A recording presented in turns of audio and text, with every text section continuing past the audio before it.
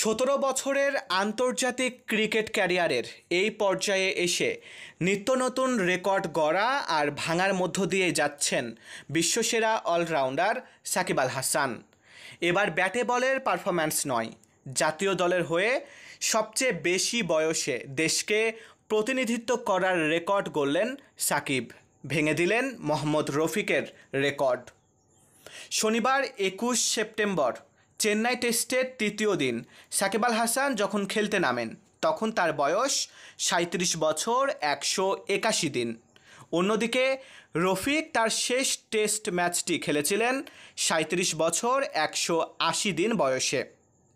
2008 সালে দক্ষিণ আফ্রিকার বিপক্ষে ম্যাচ খেলে আন্তর্জাতিক ক্রিকেট থেকে অবসরে যান এই বাঁহাতি স্পিনার। অর্থাৎ রফিকের রেকর্ড ভেঙে দিয়ে সাকিব আল হাসান এখন বাংলাদেশের টেস্ট ক্রিকেট খেলার সবচেয়ে বয়স্ক খেলোয়াড়। উল্লেখ্য, টেস্ট ক্রিকেট ইতিহাসে সবচেয়ে বেশি বয়সে খেলার রেকর্ডটি উইলফ্রেড রোডসের। 1930 সালে নিজের শেষ টেস্টটি 52 বছর 165 দিনে খেলেছিলেন এই ইংলিশ ক্রিকেটার। রোডসের টেস্ট জীবনের বয়স 30 বছর 315 দিন।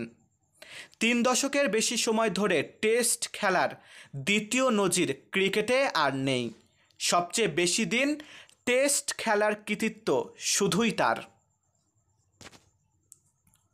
মারুফ হাসান বিশাল, বাংলার 10।